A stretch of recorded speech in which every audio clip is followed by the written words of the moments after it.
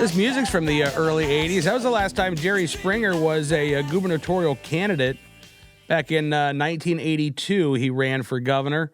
Didn't make it, didn't get the Democratic nomination, but Business Insider reports that influential Ohio Democrats are pushing Jerry Springer to run for Ohio governor in 2018. And with that, we bring in Julie Gunlock from the Independent Women's Forum. Hi, Julie.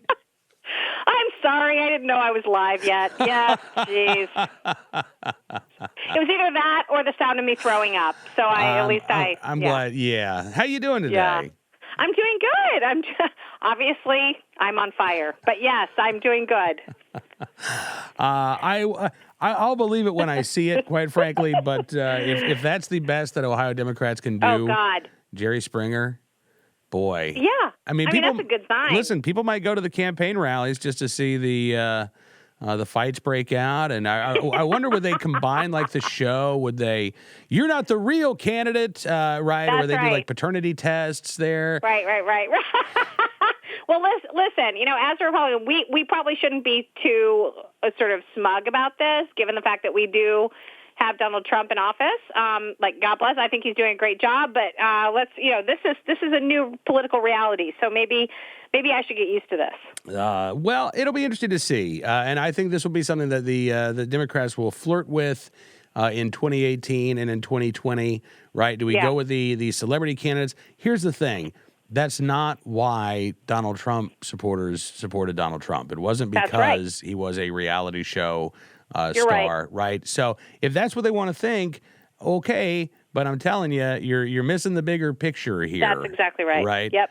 That's exactly right. And listen, I remember my very first job in television. I was the guy that pushed the buttons that made the commercials play, and fascinating job, let me tell you. I got to watch a lot of TV, and I would also have to load in the shows that we got off of the satellite. We would record the shows and then for playback later. And Jerry Springer was the last show before I would actually power off the transmitter. God, I feel old. And shut down our signal at night.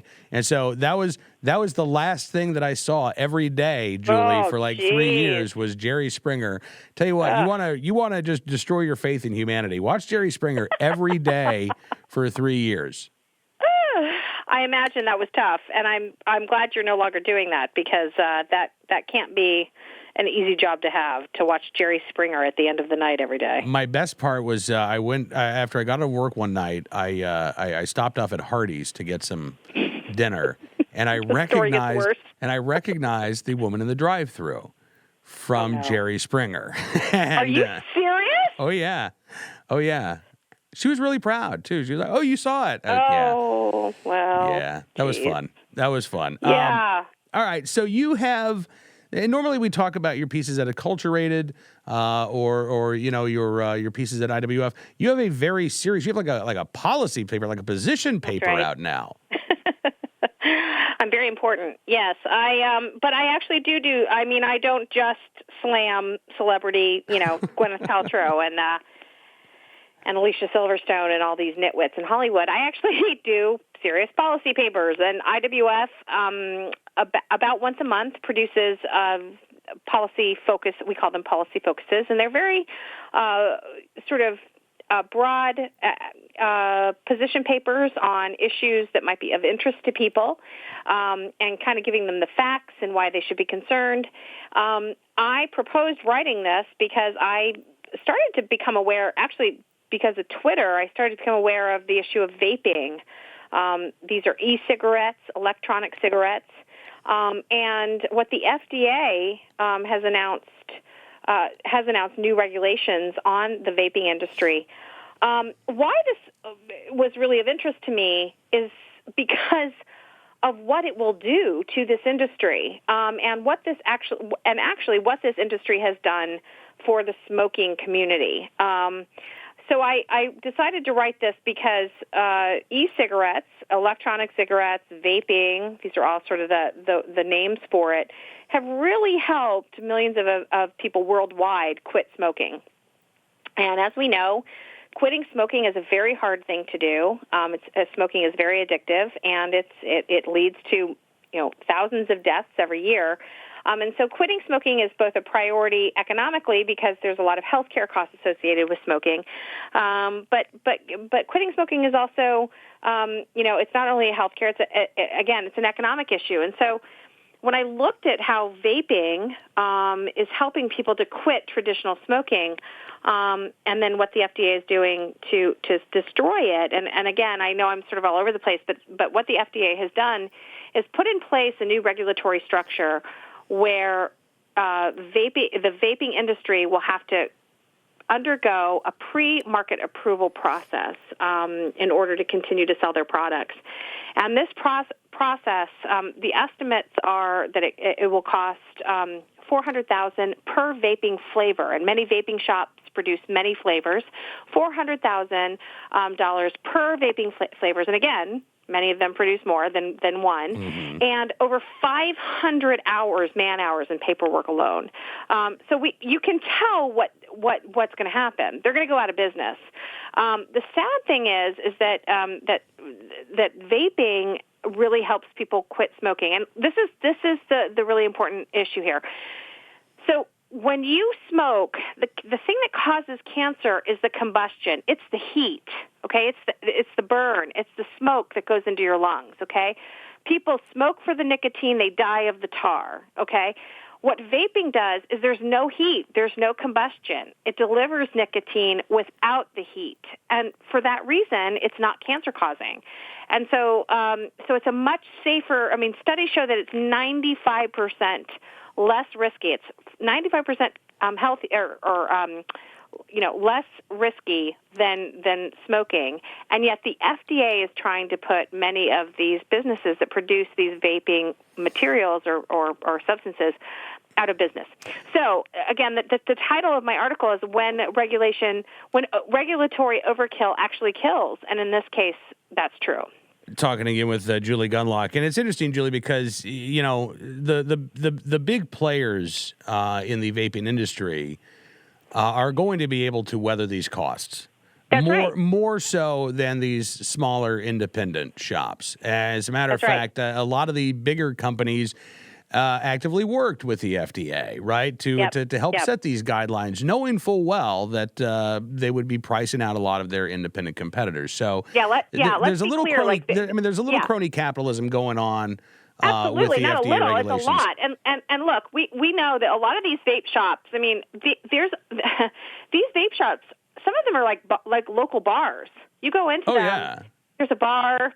And you can sit there and you can try different flavors. And there's literally like a vape shop bartender. He can talk to you about what do you like, what flavors do you prefer. The thing that people need to understand is that the FDA approves of certain nicotine replacement therapies, like the patch or the gum. But when you look at studies, those are shown not to work very well. And part of the reason is that they don't provide as much nicotine. There's another reason, though. Smokers also like the physical process of smoking, of putting the hand to the mouth. There's a physical, and vaping mimics that. And so if you can, through vaping, receive a little bit more nicotine, and secondly, mimic the habitual sort of the habit of hand to mouth, it's shown to help people kick that smoking habit better. Now, what the FDA will tell you is that they are opposed to nicotine. Now, nicotine is an accelerant. It's like coffee. It's like caffeine. It makes your heart race. But it's actually not dangerous. If the FDA is going to crack down on nicotine, they should also crack down on Starbucks.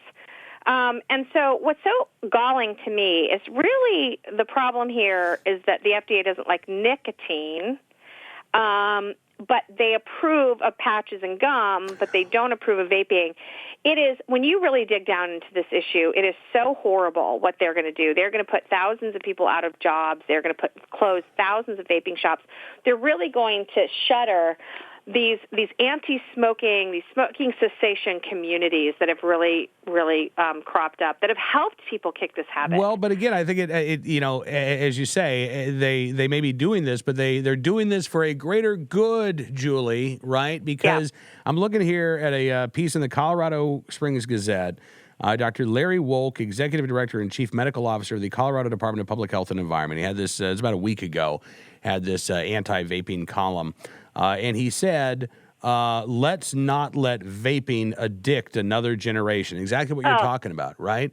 So and by the way, this is in Colorado, a state that has legalized marijuana. You've got the head of the executive director and chief medical officer of the Colorado Department of Public Health and Environment. Don't vape because you might get addicted to it. As you say, there are people who they're already addicted to the nicotine. This is another delivery method. And here's what he says. He says, we applaud efforts to quit smoking, but no health department in the United States endorses vaping as an effective way to quit. Instead, we recommend you call the Colorado Quit line at 800-QUIT-NOW, where you can talk to trained stop smoking coaches and receive stop smoking medication if you're eligible, all for free.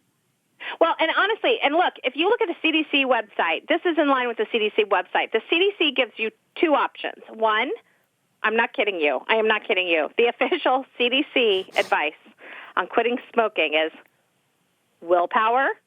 I'm not kidding. Willpower.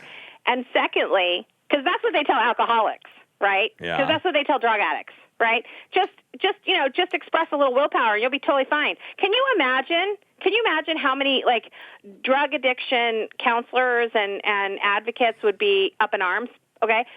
The idea that the CDC says you should just show a little willpower. Secondly, they tell you to use smoking cessation tools only. They only suggest the patch and the gum, which again, studies show don't work. Most people switch back to traditional cigarettes. Or they say switch to medications, which these medications are known to cause hostility, anger, and suicidal thoughts.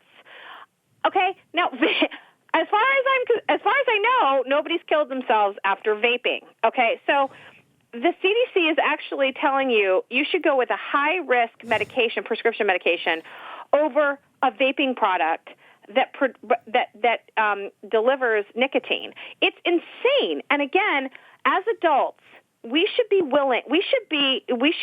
allowed to choose the thing that helps us the most. And again, these vape shops, I urge everyone to look up some of the testimonials.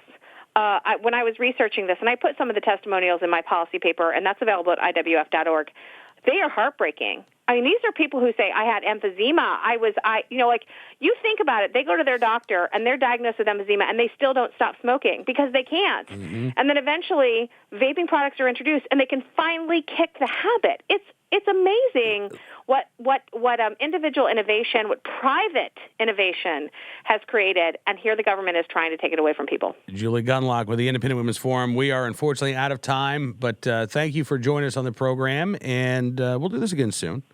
Thanks for having me. Absolutely. Julie Gunlock with us here on Cam & Company.